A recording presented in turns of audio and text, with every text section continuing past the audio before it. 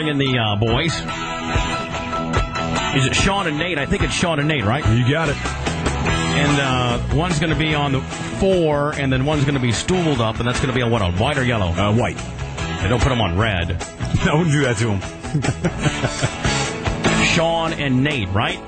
That's it. I'll wait till they get their headphones on before I play their stuff. I'm not your boyfriend, baby.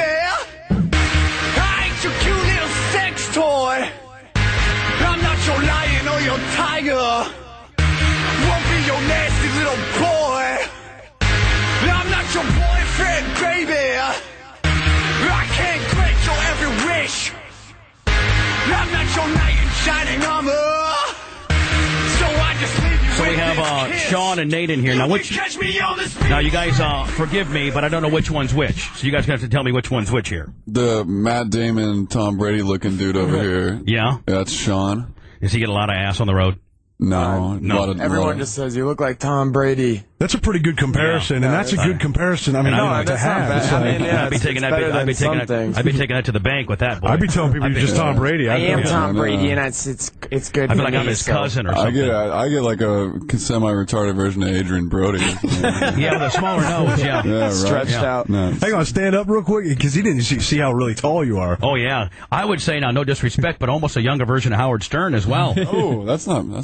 That's true. No, I mean, if I had his money, man, I wouldn't be here with you guys. I'd say that right now. and the poor thing's still working this morning as well. But so now you guys, where are you guys from originally? Colorado?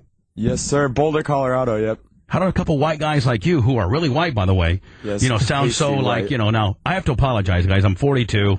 You guys can see I'm fat, I'm gray, I'm way past my prime. Out of the loop. I'm out of the loop. I am, guys. I'm out of the loop. I used to be cool. I used to be hip, and it's just, I got married. And I used to be hip. Yeah.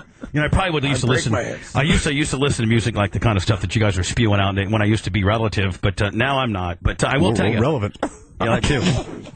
But I stumbled upon you guys by default here. Is Friday, Spice, our younger, what would you call him, Brent? The hip guy. The ear to the streets guy. Yeah, that one. So he says. He gives me this music. Every once in a while he throws this bumper music in, and we're coming out. And now, Spice, I actually think it was what I just played. Yeah, it was, yeah. It wasn't even their single. It was I wasn't your boyfriend. Right. Black dress with well, now this is the single everybody's been working. That's the current single. Underneath, I got the breath of a last. But I heard I'm not your boyfriend, bitch, and I said, Spice, who's these guys? And he said, they're called 30303.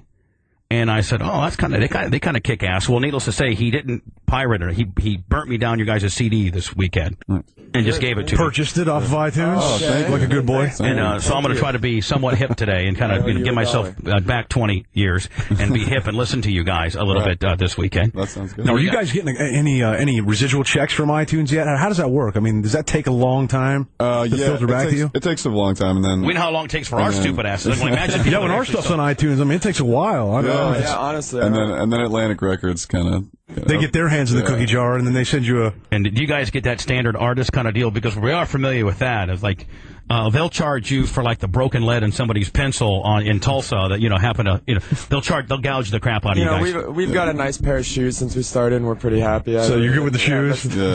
Yeah. But our A&R guy's stripper birthday party apparently went on our account, so that's fine. Oh yeah. Hey, Spice, should we tell them about the infamous what was it, Green Wheel? Green Wheel. Oh yeah. Now we know how this works, fellas, and so I just want a couple guys like yourself that's nice enough to come in today. We want to give you. Well, see, but radio's changed tremendously because there's not as much actually physicality like the A&R guys can't even buy you drinks anymore for the most part. They don't have any budgets. Back in the day, if we start to go reminiscing, we were out in L.A. at the Radio and Records Convention because we were nominated for some award, and we were at this record. What label were they on, Spice? I think it might have been Atlantic. Yeah, coincidentally enough.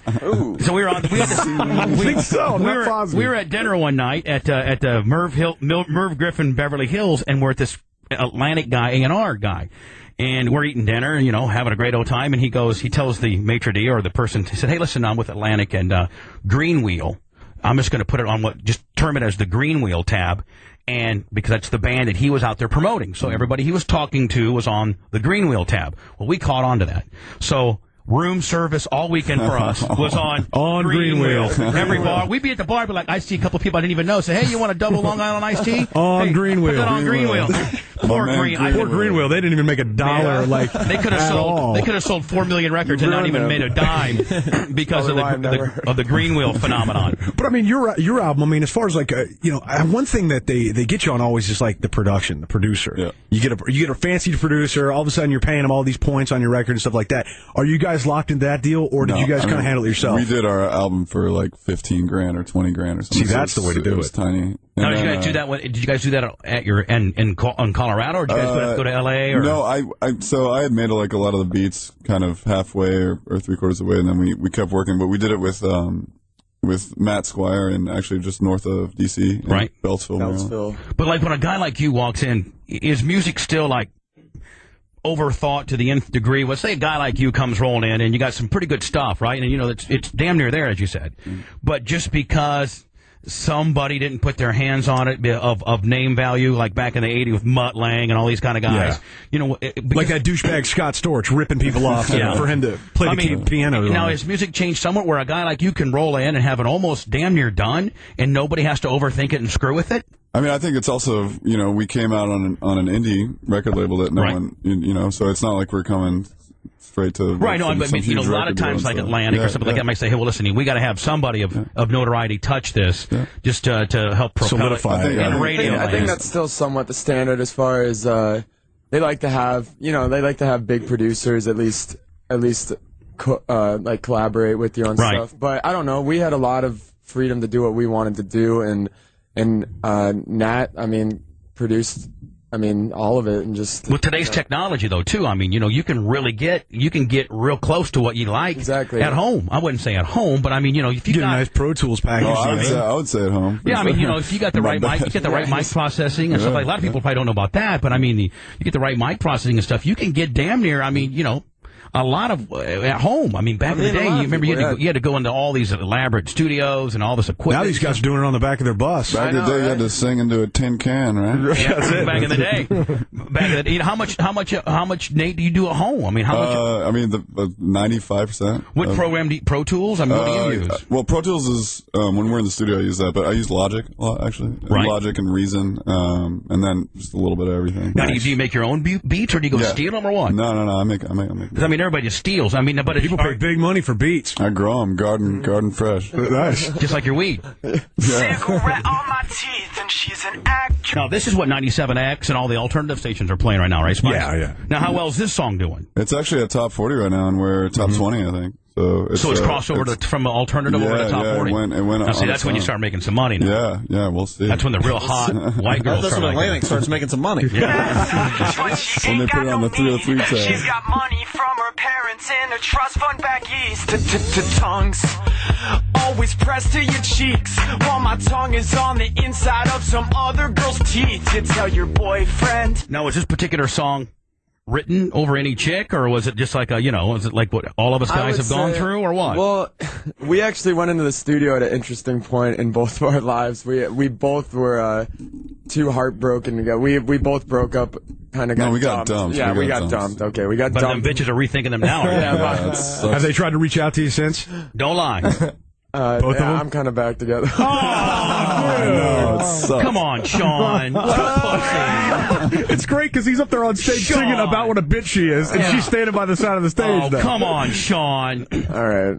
I'm just waiting for the next album to come around, and I'll get dumped again. And then Ian, you know what's in Boulder, Colorado, right? What? The University of Colorado. Yeah, you got some Folsom hot Field, chicks. man. There's hot chicks hanging letting her around bring you down? there. That bitch showed her true colors when you were nothing. Now she came back. You're right. Let's get her on the phone. Let's call that bitch up right now. I'll wake her up and say, you know what? I'm doing it. This is Bubba the Love Sponge. You don't know me, which is even better. Sean says, get the hell out of here, bitch. On top of it, dude, I saw you Nate guys. says the same thing. He just doesn't want to say it. I saw you guys on MTV during spring break. Yeah. and all the chicks going crazy. What the hell are you guys thinking? I mean, that's all CGI. I don't give a damn. I'm talk to this guy. So you're single. See, Nate you were says, smart enough to stay away. Nate's trying to say this. Sean's antics are disgusting me right now of his buddy, and I've disappointed. Is she on tour with you too? Don't tell me she's on tour. I will kick you out of my Is she studio on tour? if she's on the road with you. No, she's not on tour with I will. That's a lie. That's a lie. Nate, It's Courtney, okay? No, I'm just joking. Nate, is she on the road, Nate? No, she's been out for a couple days, like over the